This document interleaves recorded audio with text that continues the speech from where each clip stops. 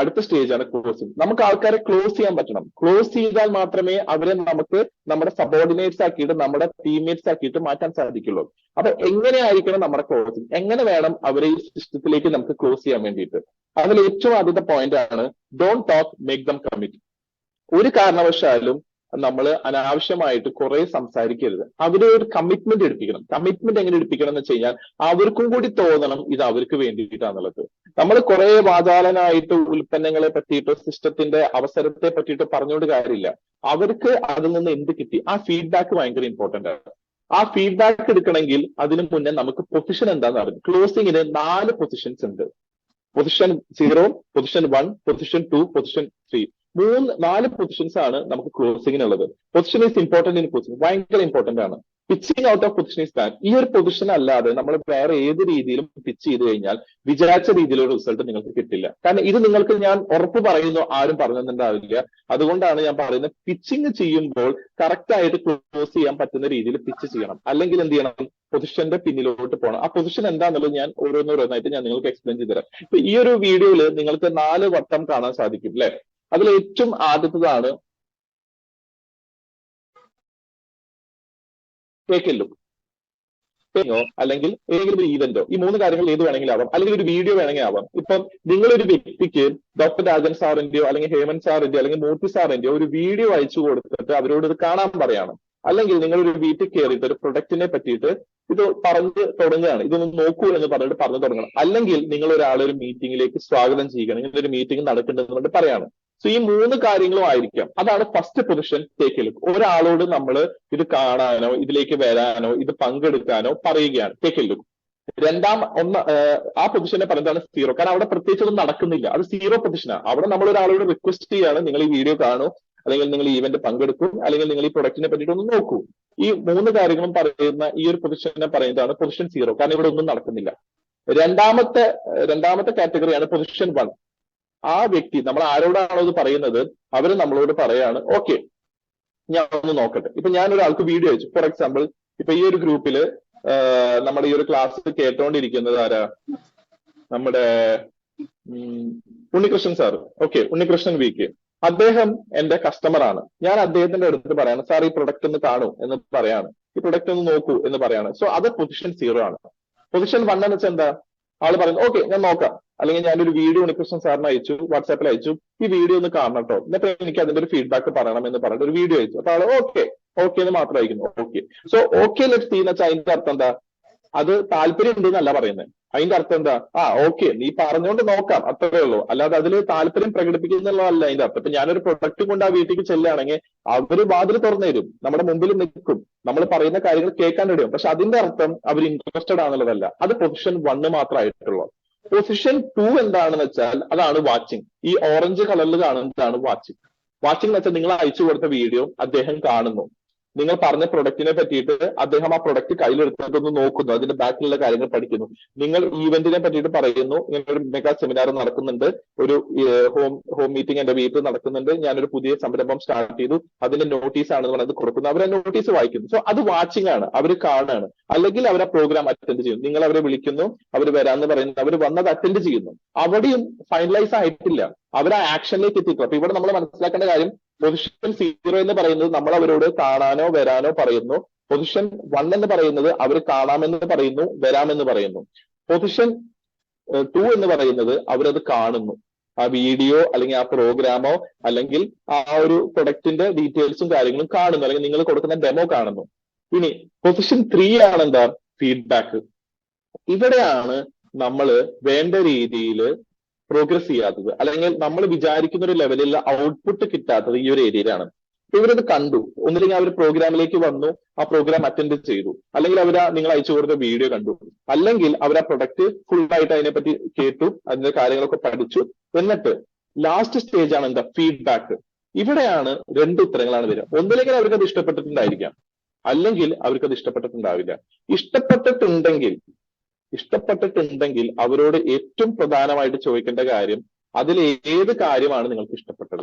അത് പ്രോഗ്രാം ആവാം, പ്രൊഡക്റ്റിനെ പറ്റിയിട്ടാവാം, വീഡിയോ ആവാം, ഏത് കാര്യമാണ് നിങ്ങൾക്ക് ഇഷ്ടപ്പെട്ടത്.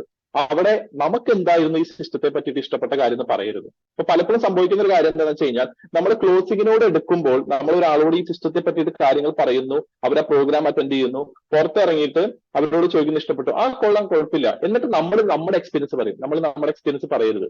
അവരോട് ചോദിക്കേണ്ടത് അവർക്ക് എന്താ ഇഷ്ടപ്പെട്ടെ എന്നുള്ളതാണ്. ഒരു പക്ഷേ അവർക്ക് ഇഷ്ടപ്പെട്ടത് എന്തായിരിക്കും, ആ വീഡിയോയിൽ കണ്ട പ്രൊഡക്റ്റിനെ പറ്റിയിട്ടുള്ള കാര്യമായിരിക്കും, അല്ലെങ്കിൽ ആ ഒരു പ്രോഗ്രാം അറ്റൻഡ് ചെയ്തപ്പോ അതിൽ ഹെൽത്ത് വൈസ് കാര്യങ്ങൾ പറഞ്ഞതായിരിക്കും അവർക്ക് ഇഷ്ടം. അപ്പൊ നമ്മൾ എന്ത് ചെയ്യണം, ആ ഹെൽത്തോ അല്ലെങ്കിൽ ആ പ്രൊഡക്റ്റിനെ പറ്റിയിട്ട് എന്ത് ചെയ്യണം, കൂടുതൽ എടുത്ത് പറയണം. ആ ഒരു പെർട്ടിക്കുലർ ഏരിയ നമ്മൾ കൂടുതലായിട്ട് ഫോക്കസ് ചെയ്ത് പറയണം. എന്നിട്ട് അവരോട് പറയേണ്ട ഒരു കാര്യമാണ്, ഓക്കെ, അപ്പൊ എനിക്ക് തോന്നുന്നു ഇപ്പൊ നിങ്ങൾ ഇത്രയും കാര്യങ്ങൾ എന്നോട് പറഞ്ഞ സ്ഥിതിക്ക് എനിക്കൊരു കാര്യം മനസ്സിലായി, നിങ്ങൾ ജോയിൻ ചെയ്യാൻ റെഡിയാണ്. ഒരിക്കലും അവരോട് പറയരുത് അപ്പൊ ഐഡി എടുക്കട്ടെ, ഒരു ജോയിനിങ് എടുക്കട്ടെ എന്നൊന്നും പറയരുത്. കാരണം നിങ്ങൾ ഈ ബജ്ജിക്കടയിൽ പഴംപൊരി വിൽക്കാനോ അല്ലെങ്കിൽ ചായയുടെ ഒരു കടി കൊടുക്കാനോ നിൽക്കുന്ന ആളല്ല. ഒരു ബജ്ജി എടുക്കട്ടെ, ഒരു ചായ എടുക്കട്ടെ, ഒരു വട എടുക്കട്ടെ എന്ന് പറയുന്ന ആളല്ല. നിങ്ങൾ എന്ത് പറയണം, ഇവര് ഇൻട്രസ്റ്റഡ് ആണെന്ന് പറയുന്ന നിമിഷം നിങ്ങൾ എന്ത് പറയണം, ഓക്കെ, അപ്പൊ എനിക്ക് തോന്നുന്നു നിങ്ങൾ ജോയിൻ ചെയ്യാൻ ഓക്കെയാണ്, യു ഫിറ്റ് ഫോർ ജോയിനിങ്, അപ്പൊ നിങ്ങൾക്ക് ഞാൻ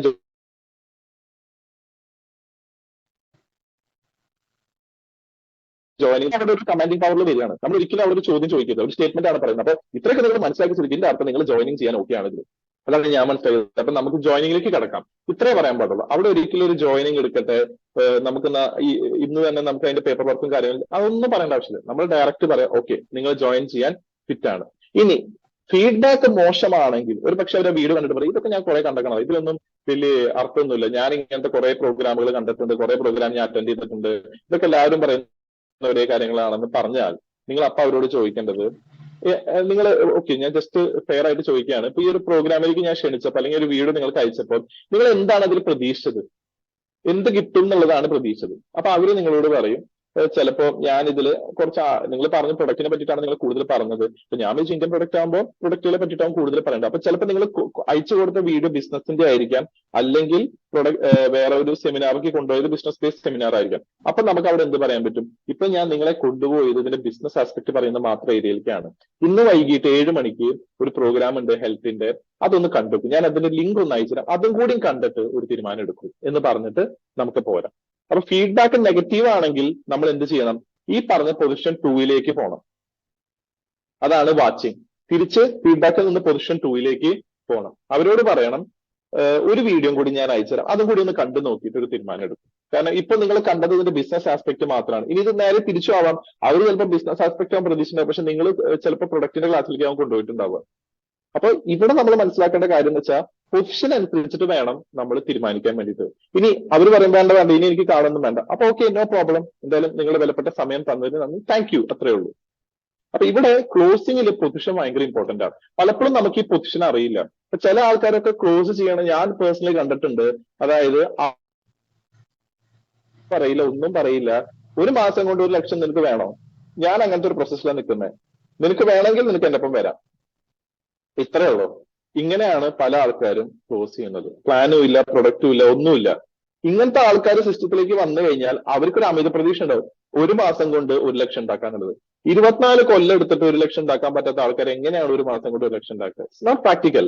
ഏതൊരു ജോലിയാണെങ്കിലും, ഏതൊരു ജോബ് ആണെങ്കിലും, ഏതൊരു ബിസിനസ്സും ആണെങ്കിലും അതിന് പൂർണ്ണമായിട്ടുള്ള വളർച്ചയിൽ അതിന് ഏറ്റവും മാക്സിമം റിസൾട്ട് കിട്ടുള്ളൂ, ഏറ്റവും മാക്സിമം വരുമാനം കിട്ടുള്ളൂ. നമ്മളൊരു സുപ്രഭാതത്തിൽ വന്നു, ഇന്ന് തന്നെ വരുമാനം കിട്ടുന്ന ഒരു സംവിധാനം ഇന്ന് ലോകത്തിലില്ല. അങ്ങനെ എന്തെങ്കിലും ഉണ്ടെങ്കിൽ അത് ഇല്ലീഗലാണ്. പിന്നെ ഒറ്റ സംവിധാനം ഉണ്ട്, അതാണ് ലോട്ടറി. പക്ഷെ അത് നിങ്ങൾക്കും അറിയാം, എനിക്കും അറിയാം, ലോട്ടറി അടിച്ച ഒരാളും ഇന്ന് രക്ഷപ്പെട്ടിട്ടില്ല. അൺലെസ് ഫണ്ടുകൾ കറക്റ്റ് ആയിട്ട് എങ്ങനെ ഡൈവേഴ്സിഫൈ ചെയ്യണം എന്നുള്ളത് അവർക്ക് അറിയുന്ന ഒരു വ്യക്തിയാണെങ്കിൽ, അല്ലാത്ത പക്ഷം എവിടെ എത്താൻ പോകുന്നില്ല. സോ മേക്ക് ഷുവർ ദാറ്റ് നിങ്ങൾ ഈ 4 പൊസിഷനും ഫോളോ ചെയ്യുന്നുണ്ട് എന്നുള്ളത്. Take A look. അവരോട് ഇത് കാണാനോ അല്ലെങ്കിൽ ഈ പ്രൊഡക്റ്റിനെ പറ്റിയിട്ട് വായിക്കാനോ അല്ലെങ്കിൽ നിങ്ങൾ പ്രോഗ്രാം അറ്റൻഡ് ചെയ്യിപ്പിക്കാനോ പറയുക. അവർ അറ്റൻഡ് ചെയ്യാന്ന് പറയുന്നു, പക്ഷെ താല്പര്യം മാത്രം പ്രകടിപ്പിച്ചിട്ടില്ലേ, അവര് താല്പര്യം ഉണ്ടെന്നുള്ളതല്ല, നിങ്ങൾ പറഞ്ഞതിന്റെ കെയർ ഓഫില് ഓക്കെ ശരി നോക്കാം. അത് കഴിഞ്ഞ് അവർ അത് അറ്റൻഡ് ചെയ്യുന്നു, കാണുന്നു. 4ാമത്തെ സ്റ്റേജാണ് എന്താ, ഫീഡ്ബാക്ക്. ആ ഫീഡ്ബാക്കിൽ നമുക്ക് തിരിച്ചു വരാനും മുന്നോട്ട് പോകാനും അറിയണം. അവർക്ക് ഇഷ്ടമാണെങ്കിൽ ഒറ്റ കാര്യം പറയാനുള്ളൂ, അപ്പൊ നമുക്ക് ജോയിനിങ്ങിന്റെ കാര്യങ്ങളിലേക്ക് കിടക്കാം, അത്രേ ഉള്ളൂ. വേറെ അവിടെ ക്വസ്റ്റ്യനും കാര്യങ്ങളും ഒന്നുമില്ല. അവരോട് ഒന്നും ചോദിക്കണം, നിങ്ങൾക്ക് അതിന്റെ ഏത് വശമാണ് ഇഷ്ടമായത്, ഏത് ഭാഗമാണ് നിങ്ങൾക്ക് ഇഷ്ടമായത്. ഇത് നിങ്ങൾക്ക് ഇഷ്ടമായിട്ടുണ്ടെങ്കിൽ, നിങ്ങൾക്ക് ഇപ്പൊ പ്രൊഡക്റ്റിനെ പറ്റി നിങ്ങൾ കേട്ടു, നിങ്ങൾക്ക് അതാണ് കൂടുതൽ ഇഷ്ടമെങ്കിൽ നിങ്ങൾക്ക് ഇനി ഇഷ്ടപ്പെടാൻ പോകുന്ന ഒരു കാര്യം കൂടി, അതാണ് എന്റെ കോമ്പൻസേഷൻ പ്ലാൻ, എത്ര വരുമാനം നിങ്ങൾക്ക് കിട്ടുന്നുള്ളത്. ഇനി നിങ്ങൾക്ക് ഇഷ്ടമായില്ലെങ്കിൽ ചോദിക്കുക, ഞാനിപ്പോ ഈ വീഡിയോ അയച്ചു തന്നപ്പോൾ അതിൽ എന്തായിരുന്നു നിങ്ങൾ പ്രതീക്ഷിച്ചത്, എന്ത് കാണും എന്നുള്ളതായിരുന്നു, അല്ലെങ്കിൽ ഏത് ഭാഗമാണ് നിങ്ങൾക്ക് അതിൽ ഇഷ്ടപ്പെടാതിരുന്നത്. അപ്പൊ അവരത് പറയും, ഓപ്പൺലി പറയും, എനിക്ക് ഇന്ന ഏരിയ ഇഷ്ടമായില്ല. അപ്പൊ ചിലപ്പോൾ അവിടെ ചിലപ്പോൾ ഏതെങ്കിലും രീതിയിൽ ഒരു മിസ്അണ്ടർസ്റ്റാൻഡിങ് ഉണ്ടായിട്ടുണ്ടാവും അവർക്ക്, അല്ലെങ്കിൽ അത് ആദ്യമായിട്ട് കേൾക്കുന്നതിന്റെ ഒരു ബുദ്ധിമുട്ടായിരിക്കും അവർക്ക്. അപ്പൊ അത് റിലേറ്റഡ് ആയിട്ടുള്ള കാര്യങ്ങൾ എന്ത് ചെയ്യാൻ പറ്റും, നമുക്ക് അവർക്ക് പറഞ്ഞു കൊടുക്കാൻ സാധിക്കും. ഇപ്പൊ ഒരു ഉദാഹരണം ഞാൻ പറഞ്ഞുതരാം. ഒരു പ്രോഗ്രാമിലാണ് ഞാൻ അവരെ കൊണ്ടുപോയത്. ആ പ്രോഗ്രാമില് കീ സ്പീക്കേഴ്സ് ആയിട്ട് വന്നിരിക്കുന്ന വ്യക്തികൾ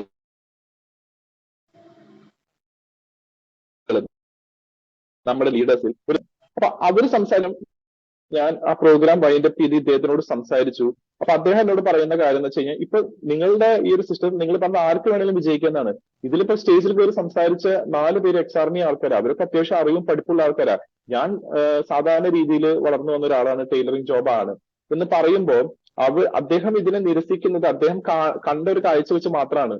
അപ്പോഴാണ് ഞാൻ അദ്ദേഹത്തിനോട് പറയുന്നത്, അവിടെയാണ് സാറ് ശ്രദ്ധിക്കാതെ പോയൊരു കാര്യം, അല്ലെങ്കിൽ സ്റ്റേജിൽ അദ്ദേഹത്തെ കാണാത്തതുകൊണ്ടാണ്. നമ്മുടെ ബിസിനസ്സിൽ അനിരുദ്ധൻ എന്ന് പറഞ്ഞിട്ടൊരു സാറുണ്ട്, അദ്ദേഹം എമറാൾഡ് പൊസിഷൻ നിൽക്കുന്നതാണ്. സാറിന്റെ ബാക്ക്ഗ്രൗണ്ടിൽ നിന്ന് വന്ന ഒരാളാണ്, ഈ ഒരു ടെലിംഗ് ജോബ് ആയിട്ട് വന്ന ഒരാളാണ്. പക്ഷെ അദ്ദേഹം ഇന്നൊരു 4.5 കൊല്ലം കൊണ്ട് 1 ലക്ഷത്തിന് മേലെ വരുമാനം മേടിക്കുന്ന ഒരാളായിട്ട് മാറി.